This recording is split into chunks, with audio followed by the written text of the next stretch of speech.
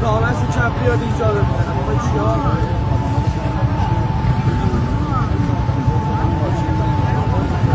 Chi vuole rollare la morte?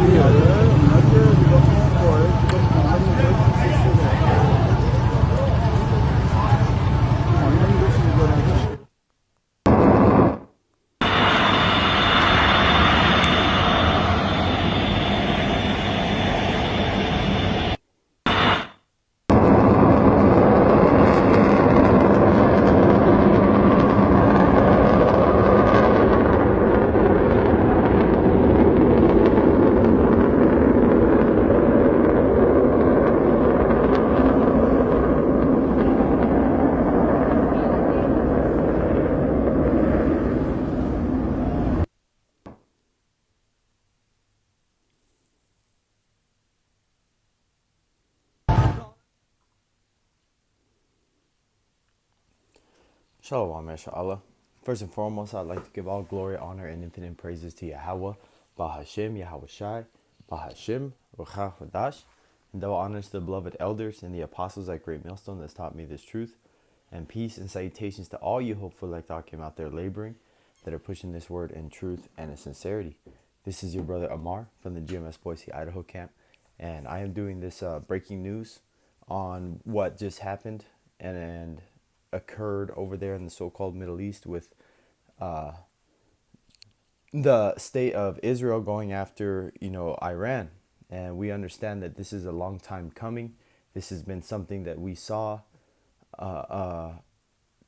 coming for a long time. And this is not just another country attacking another country. This is a major escalation on what's going to happen over there in the near future in the so-called Middle East in terms of this escalating the fact that World War III is even closer than it's ever been. But understand this, before World War III can go into full effect in the sense that it goes nuclear, and that everything is going crazy, that charagma has to come.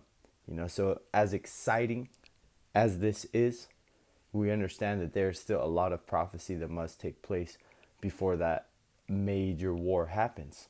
Not to say that a war isn't going to happen and that this isn't going to increase the tension in the region over there in the so-called Middle East, and the fact that we know that scriptures back up with the players that are going against each other in the sense that Esau Edom, is going to go out against these other nations in the sense that he wants to conquer everything that he comes across. So these other countries being independent, not that they're attacking Esau in any way, not that they go out of their way and bomb, certain strategic areas where civilians are, No, they're just independent and they don't have a central bank. They're not attached or are a slave to the United States dollar or the trade system. So therefore, Iran automatically is, in any country that wants to be a part of the Babylonian, beast system, is an enemy. And Iran just being one of those major ones and one of the major superpowers, which we understand that, the Iranians are, well, I guess you'd call the modern day Persians, and as well as, you got Ishmael and Elam kind of mixed in with the Iranians like nowadays, so that's why they're ultimately going to be a key player in these last days, as well as Russia, which just made a military alliance with Iran.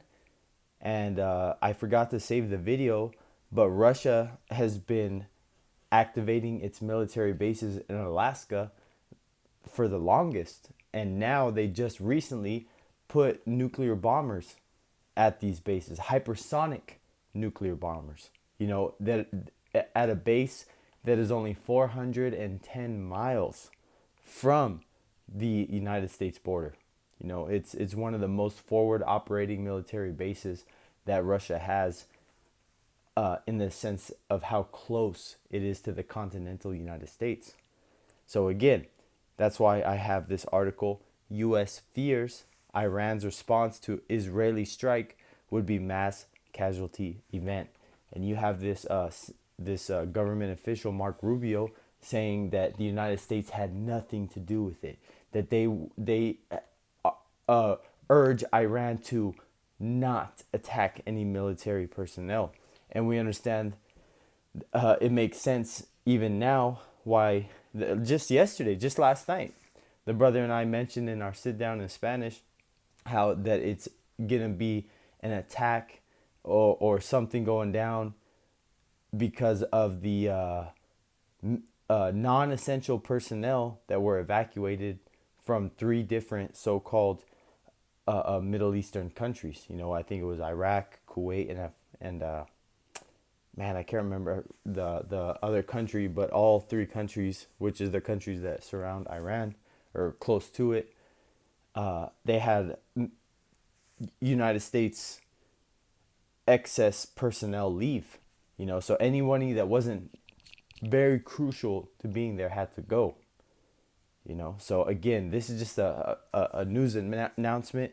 You know, as the Akim have been watching the scenario. You know, but we're just here to report on it, man. We're just barking and just blowing the trumpet.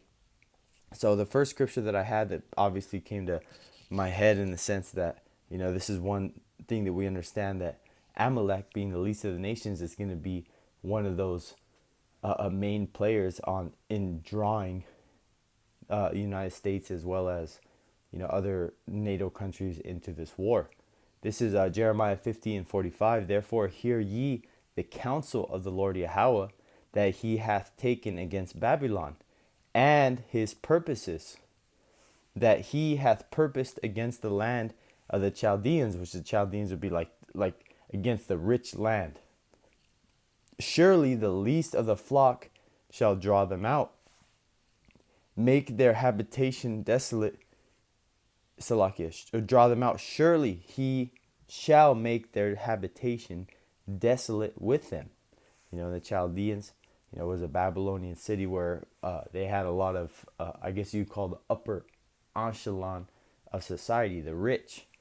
You know, so we understand that this is leading into how the least of the flock being, you know, Esau, Edom, but in specifically what tribe of Esau, Edom, which would be Amalek, which controls, you know, the major, I guess you could say, everything of the world, because they control the military, you know, the religion, you know, and as well as different politics in the land. So, of course, they're going to be the ones making the decisions that go in and cause tensions to rise, exactly like we're seeing right now. And that state of Israel is just a further extension of the arm of the United States. So, once we understand that, that is the truth, I always bring these scriptures together because it's just a 1-2 punch. And we're telling you these things. We're telling you these things that are happening, and it's happening in real time. You know, things aren't getting better, things aren't getting peaceful, and there'll never be peace in the Middle East until Yahushua comes and melts those armies. But this is Amos 3:7. Surely the Lord power will do nothing, but he revealeth his secret unto his servants, the prophets. So what are the prophets saying? What are the prophets on the highways and byways telling you what you need to be doing in these times? What are they telling you what's going to happen in the future? Well, they're telling you this. This is Jeremiah 28:8. The prophets that have been before me and before thee of old prophesied both against many countries and against great kingdoms of war and of evil and of pestilence. So you're not hearing us telling you no prosperity doctrine. We're telling you things that you don't want to hear. We're telling you things like Babylon the Great will be destroyed, as well as that holy land over there, the unholy land over there in the so-called Middle East. You know, our land, because it has to be cleansed and this place has to be destroyed. This is, you know, that's all I wanted to get out of that scripture. The next one I wanted to get is Job 20. Salakia. I believe it is Job 20 and about 1. Yes, yes, yes, yes. This is it. This is Job 20 and verse 4. Knowest thou not this of old, since man was placed upon the earth? Because the Lord had written this whole story before it even happened. And that's why it says, since man was placed on earth, hey, pretty much the Lord's prophecy has been taking place. Verse 5, that the triumphing of the wicked is short, because sin has only been allowed, will only be allowed to rule in this world for a short moment, as pertaining to Israelites living in sin, because these other nations aren't going to be perfect even after the kingdom comes. Continuing, and the joy of the hypocrite but for a moment. Verse 6, though his excellency mount up to the heavens, and his head reach unto the clouds. Who are we talking about? The most proud, Esau, Edom. Verse 7, yet he shall perish forever like his own dung. When you flush a toilet, you don't think about that motherfucker anymore, man. It's gone. They which have seen him shall say, where is he? And this is now fast forwarding into the future in the kingdom of heaven, when these other heathen nations are able to see the truth in what Esau, Edom, what did to the world under his rulership. And they're going to look narrowly upon him like, man, look at this motherfucker over here all fucked up in slavery, getting his ass beat by some Judite, man. You know, reverse slavery. Verse 8, he shall fly away as a dream, and shall not be found. Yea, he shall be chased away as a vision of the night. You know, like when you have a dream and you're trying your hardest to remember it and you just can't. Hey, man, that's what we're going to be like. Man, what's Esau? I think is how you say it. No, I'm just joking. No, we're going to remember him, but it's just a parable to show you that his significance is going to be completely taken away. And the significant is the fact that he makes the decisions in this world. He is the one that has his face in front of the fucking camera saying this or say that, do this or do that, man. But this man is going to have no sovereignty whatsoever, just like we have no sovereignty or any rights or anything in this society in righteousness the way we should. You know, under the Most High Yahweh Shemiah Shai's laws. Now we're living in captivity in this place. This is continuing, verse 9, Job 20 and verse 9. The eye also which saw him shall see him no more, neither shall his place any more behold him. His children shall seek to please the poor, and his hand shall restore their goods. And that's why we have this thing called white guilt. White guilt, which is not really a thing, man, because Esau, Edom can never be guilty about what the hell he did. Now it's just a cool thing to be with Jake, man, to be so-called nice to a black man. But hey, man, 2 centuries too late, 2,000, 3,000 years too late, man. You know, but we understand that it's all according to prophecy, and that this breaking news segment is just another proof that Esau, Edom, and the fall of our enemies is upon us. Because this is one of those things that the Lord counts joy. See the fall of his enemy. And I'm going to bring that and close this lesson. Yes, this is Ecclesiasticus 25 and 7.